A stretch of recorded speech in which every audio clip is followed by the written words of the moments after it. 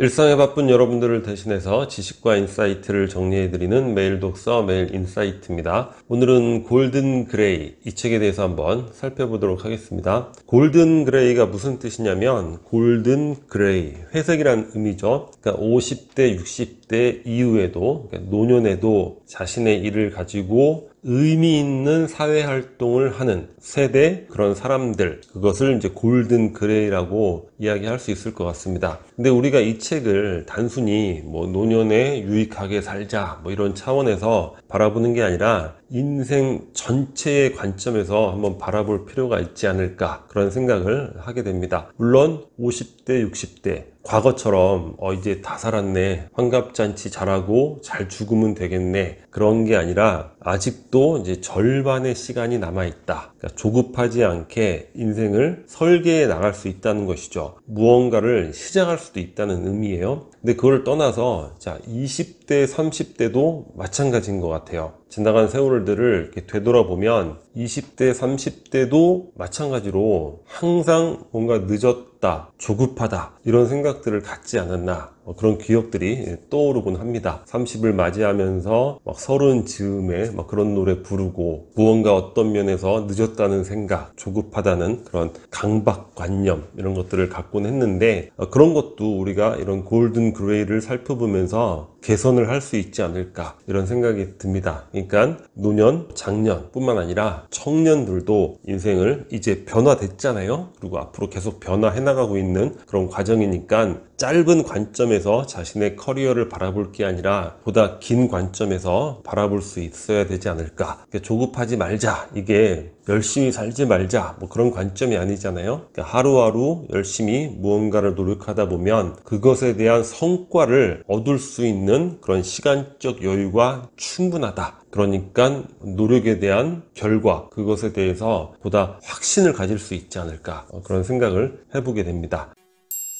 첫 번째 살펴볼 개념이 이제 미츠바라는 개념인데, 이 개념이 무슨 뜻이냐면 비이기적인 선한 목적, 이런 것들을 의미하는 용어예요. 그러니까 선한 영향력이 되는 것이죠. 사람들을, 타인들을 더 풍요롭고 행복하게 해주려는 나의 선한 영향력, 한마디로 이제 아름다운 목적, 이렇게 되는 것인데, 모든 관심과 에너지를 자기 중심적인 것에서 벗어나서 밖으로 향하게 할 수 있다는 것이죠. 그렇게 함으로써 삶의 동기와 에너지가 더욱 진정으로 샘솟게 하고, 그리고 삶의 스트레스와 어떤 장애물로부터 회복 탄력성을 제공받게 된다고 합니다. 그런데 이 미츠바, 비이기적인 선한 목적, 이것이 과연 50 이전의 삶에서 쉽게 구현될 수 있는가? 쉽진 않죠. 20대, 30대. 왜냐? 비이기적인 삶이 아니라 사실 이기적인 삶을 추구해야 되잖아요. 사회 속에서의 나의 자리매김,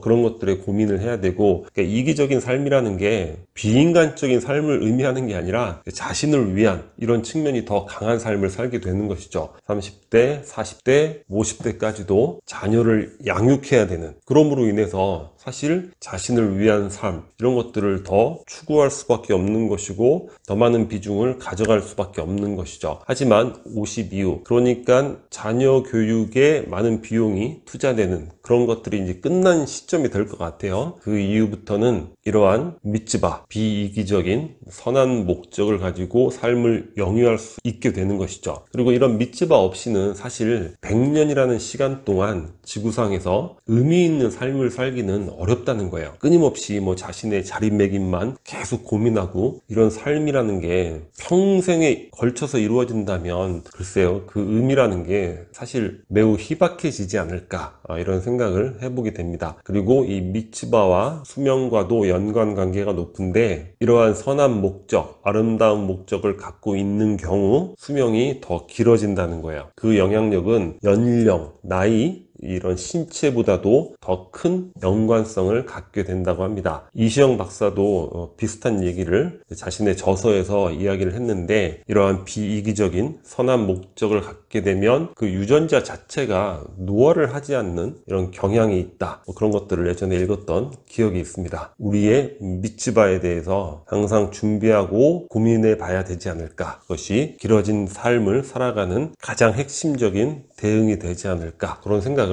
해보게 됩니다.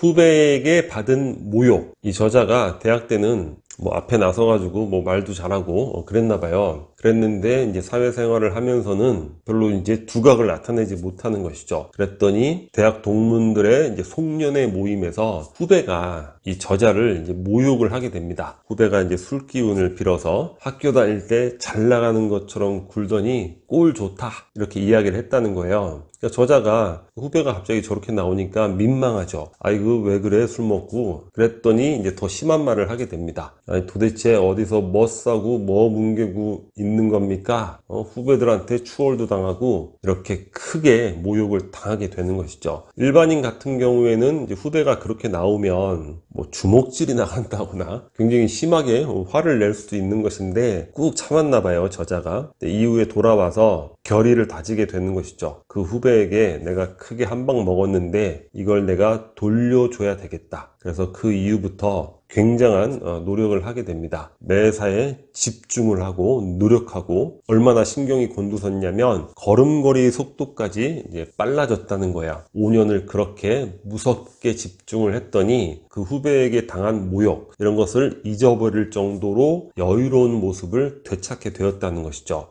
그만큼 발전을 했다는 거예요. 그런데 우리가 이러한 부분에서 사실 많은 것들을 배울 수 있을 것 같아요. 우리가 어떤 모욕을 당하게 되면 1차적으로 반격을 하는 경우가 있을 것이고 2차적으로 한탄을 하는 경우가 있죠. 매일 술 먹으면서 내가 후배한테 저런 소리나 듣고 나란 놈은 뭐란 말인가 또 술 먹고 한탄하고 이러면서 앞으로의 시간도 더 무의미하게 흘려버릴 수도 있는데 이 저자는 그러한 심한 모욕을 자기 발전의 어떤 막강한 그런 에너지로 이용을 했다는 거예요. 그래서 열심히 집중을 하고 걸음걸이조차 빨라질 정도로 그렇게 5년 동안 매일매일 노력을 했더니 자신이 지금의 모습으로 발전할 수 있게 된 계기가 되었다는 것이죠. 우리가 일상을 살면서 사실 크고 작은 모욕들 많이 받잖아요. 지나가는 말투로 넌 안 돼 이런 것부터 시작해서 가슴에 이쑤시개로 또는 화살로 박히는 이런 것들이 많이 있는데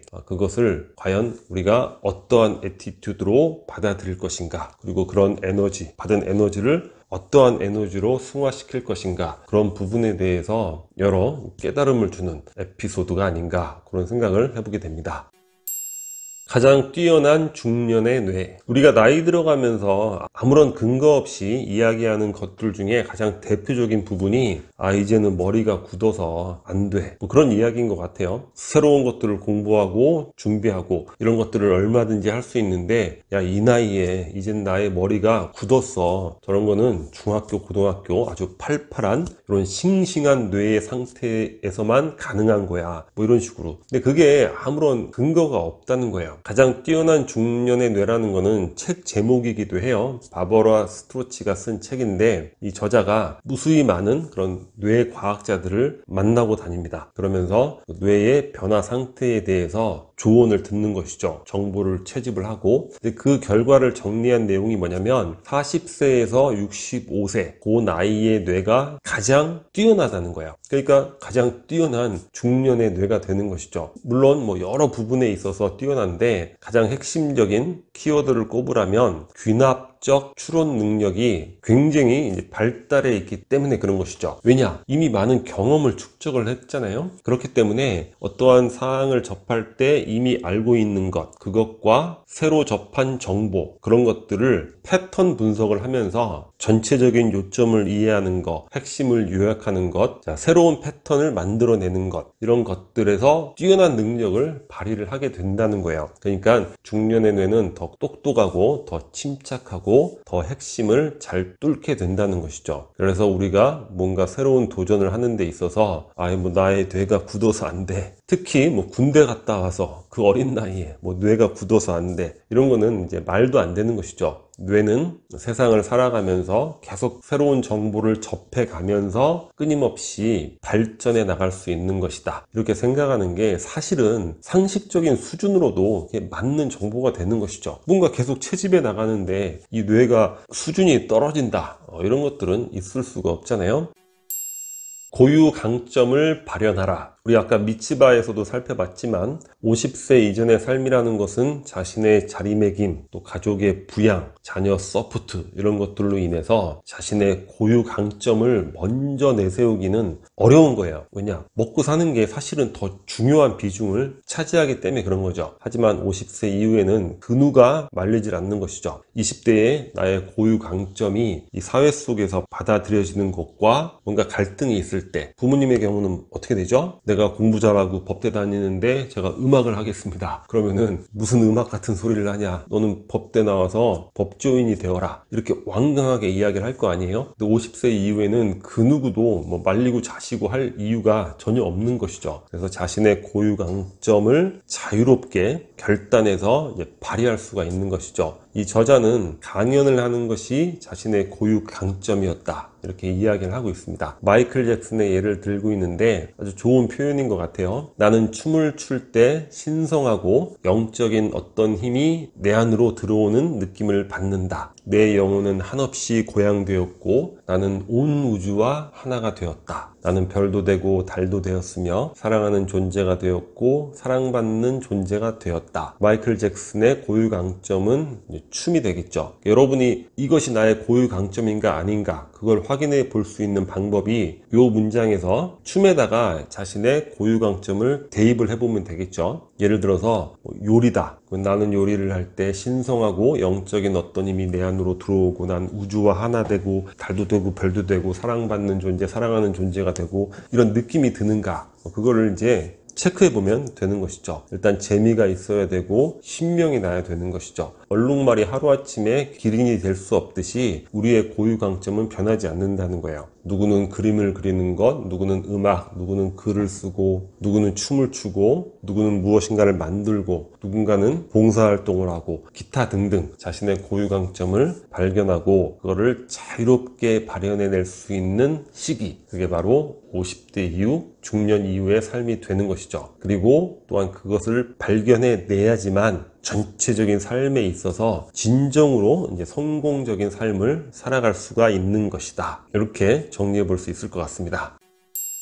마지막으로 은퇴할 욕심이 없다. 피터 드러커는 언제 은퇴를 하시겠습니까? 주변에 누가 물어봤나 봐요. 그랬더니 나는 은퇴할 욕심이 없다. 그러니까 은퇴라는 거는 아무나 할 수 있는 게 아니라는 거예요. 세상을 유익하게 만든 어떤 현저한 공로가 있거나 뭐 이런 사람들이나 할 수 있는 게 은퇴지, 은퇴라는 게 일종의 이제 사치이고 허영이다, 이렇게 이야기를 하고 있습니다. 피터 드러커의 인생의 전성기는 언제였습니까? 또 제자가 물어보니까 50세 이후 30년이 자신의 전성기였다. 그리고 숨을 거두기 불과 5일 전까지 끊임없이 펜을 들고 집필 활동을 했다는 거예요. 그래서 우리는 이제는 뭐 은퇴를 시간이 다가오면 당연히 하게 되는 그런 게 아니라, 은퇴라는 것은 대단히 욕심을 내야지만 할 수 있는 그런 것이다, 이런 관점에서 바라봐야 될 것 같습니다. 일단 첫 번째는 일이라는 거는 단순히 이제 노동이 아니라 우리가 선택해서 할 수 있는 나의 고유 강점, 미츠바를 발휘할 수 있는 일이라면, 일은 일종의 한 존재의 그런 집이 될 수 있는 것이죠. 즐거움을 느낄 수 있는, 그러니까 소외감이나 무력감 이런 것이 아니라 즐거움, 의미, 충만함으로 가득할 수 있는 그런 존재의 집이 되는 것이고,